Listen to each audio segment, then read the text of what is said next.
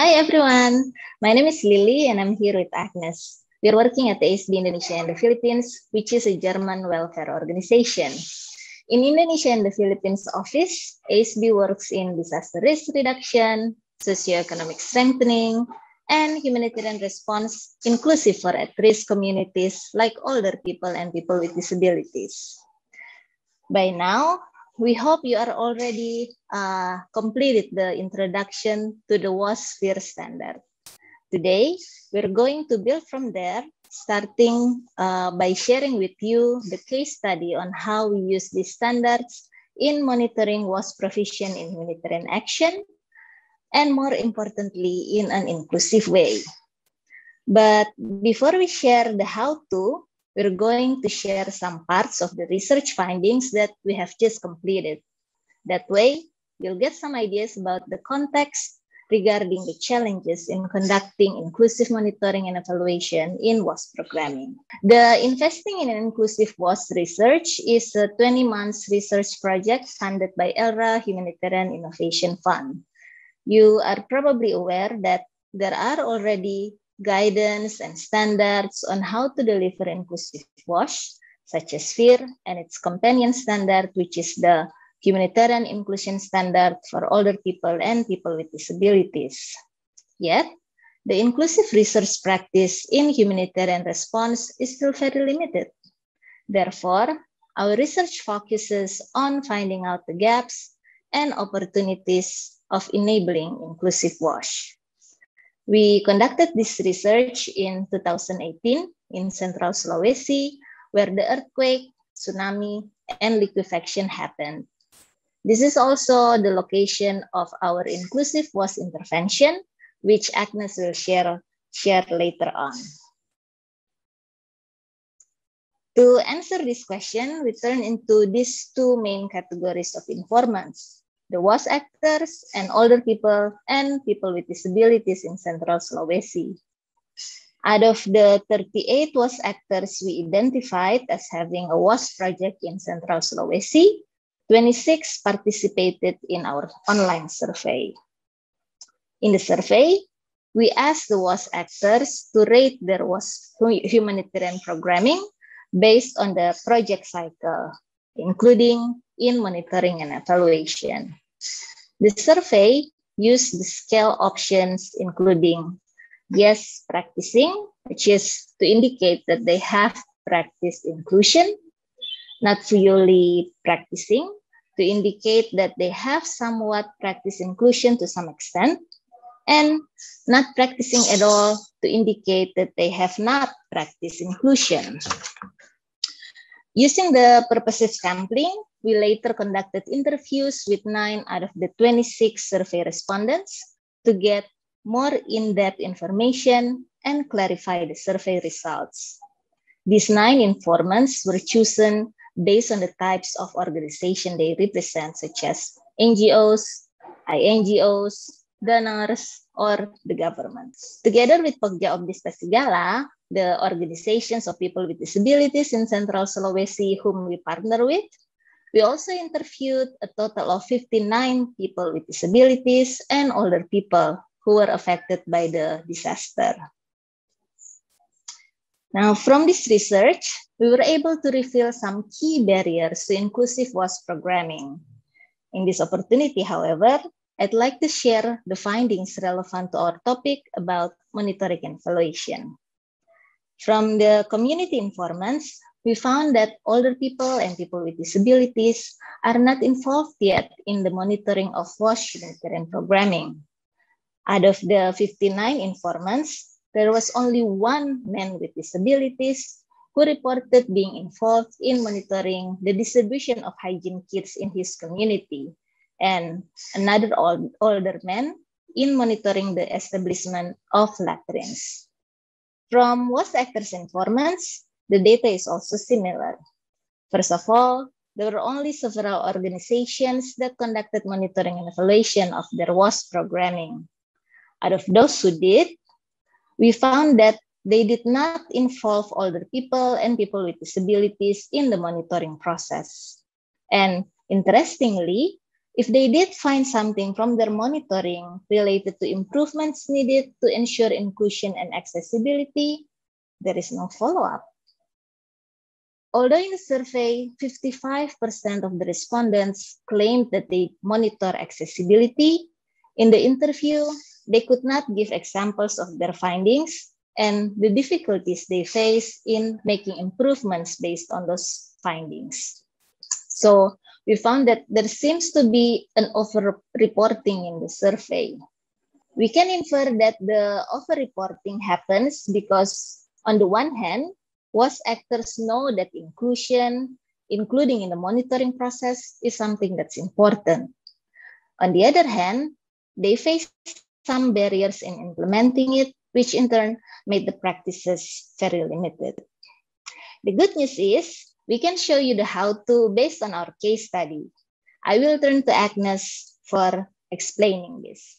Agnes, over to you. Thank you, Lily. As Lily mentioned, post-2018 Central Sulawesi earthquake, we worked together with the working group of OPDs or Pokja Opdis Pasigala on WAS provision. In this video, you should be able to see why we decided to focus on WAS provision. Let's take a look. Inclusion and community management approach in widening access to water.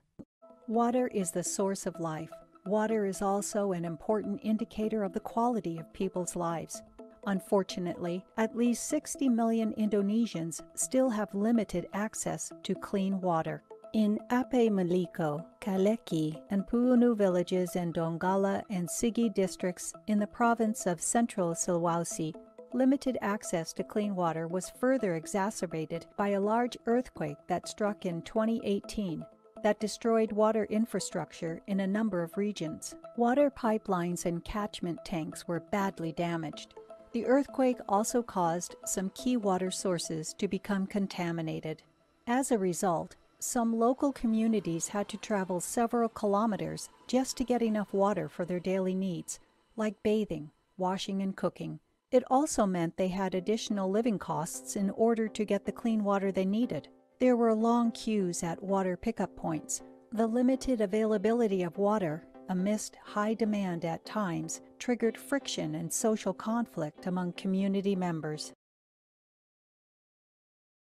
Okay, the question now is it possible to conduct an inclusive WAS monitoring in which people with disabilities and other at-risk groups are the main actors?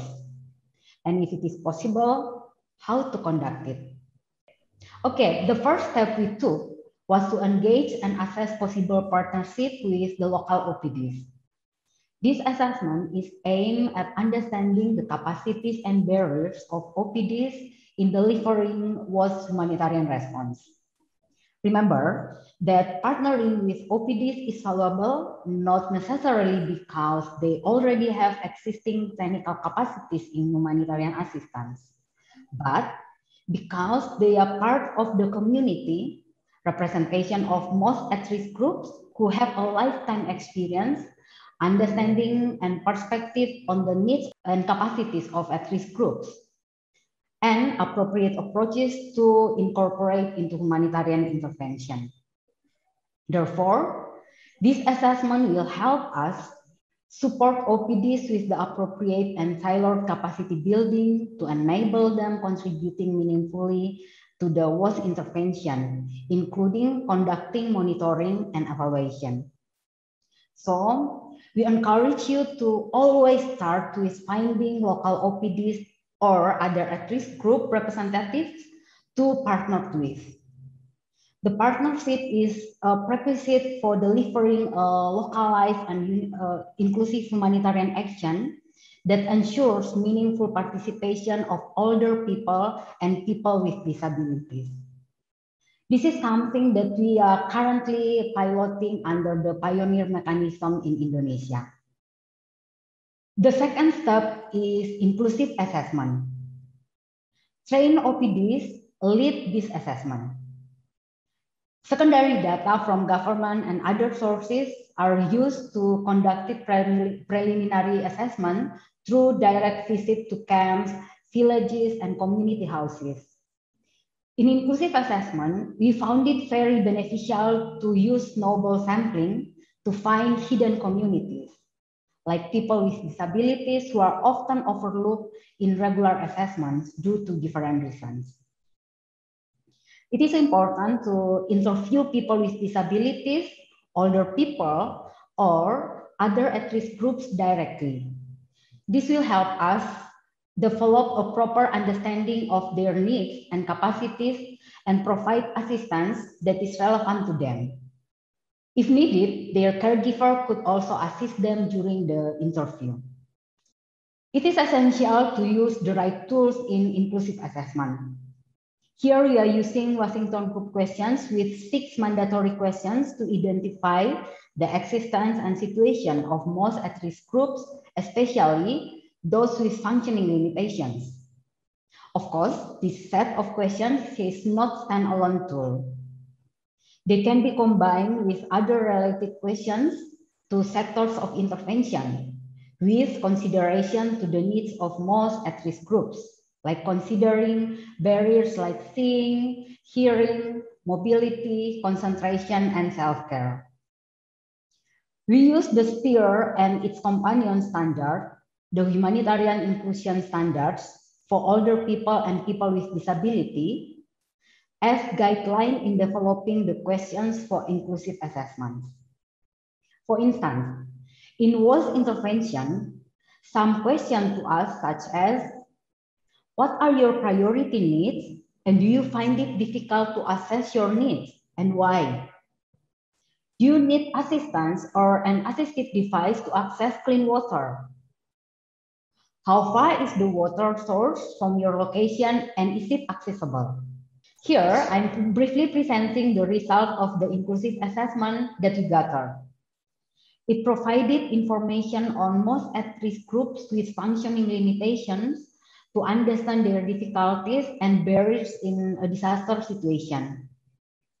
It also provided us with information on at-risk groups' priority needs and how their needs will be fulfilled, considering existing barriers to hinder them from accessing those needs. You have probably learned from SPEAR that community participation is essential. I want to introduce you to an approach that we found very helpful in ensuring community participation, the community management approach. Let's watch this video to learn about what is it all about. A community-based management approach requiring the involvement and leadership of local communities in every activity was applied throughout the process of improving and increasing access to clean water. The local community had a central role in all processes, starting from the preliminary assessment, planning, implementation through to management. Representatives from all elements of the community, including women, youth, persons with disabilities, and older people, were actively involved to ensure inclusivity where everyone's needs and capacities were taken into account and accommodated. Okay. It is important to note that in community management approach, or CMA, communities are the main actors who are involved from the outset to the end of the WOS provision.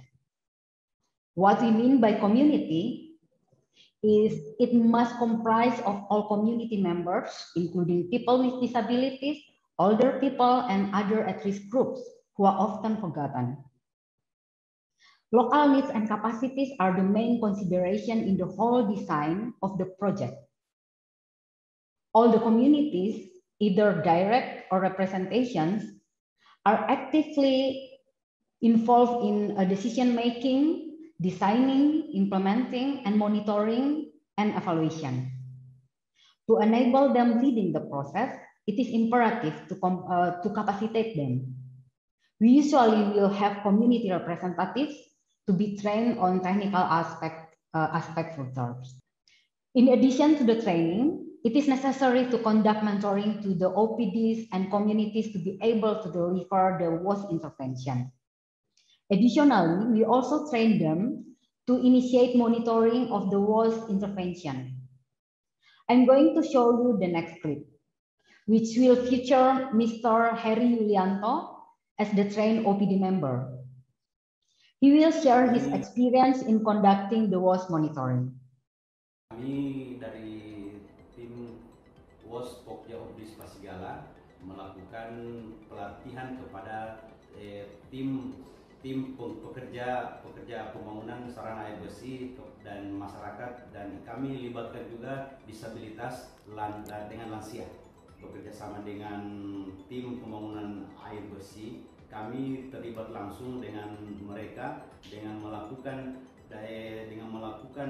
apa yang mereka sudah dapatkan dari pelatihan.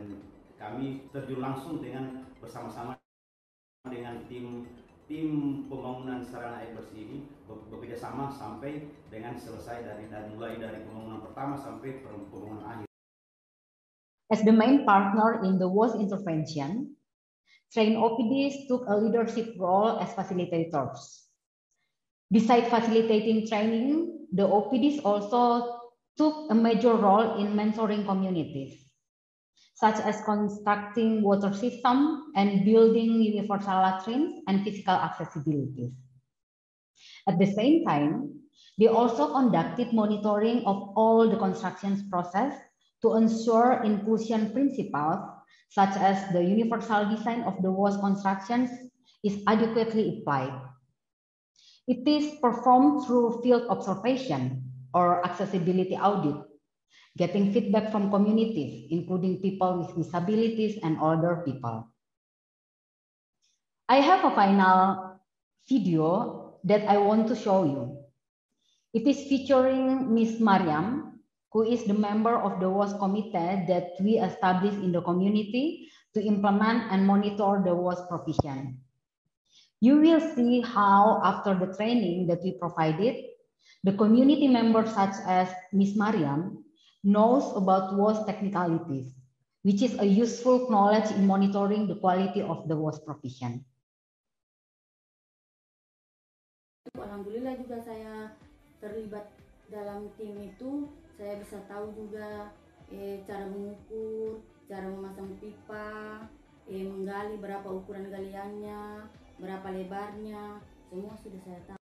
As the right holders, community have the right to decide what kind of intervention they receive and how it will be conducted in their communities. For the sake of empowerment and accountability, a community team or committee is established to represent communities in managing the process. The community included people with disabilities and older people. To empower them to take the lead, they were trained on management, technical design, and skills to implement and conduct monitoring to the WOS service provided regarding quality WOS provision. Last but not least, a feedback mechanism is discussed and agreed upon with communities and is applied throughout the process to ensure that communities' capacities, needs, and concerns are taken into consideration.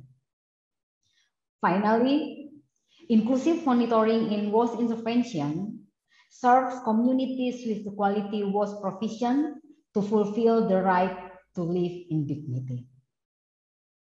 I will end my presentation here. Back to you, Lily. Yeah, thank you, Agnes, for sharing the case study from Central Sulawesi WOS response. Earlier, we have shared our research findings that there is limited practice of inclusive WOS, including in monitoring, because WOS actors find it difficult and don't know the how-tos. However, our case study has shown that it is actually not that complicated and very much doable.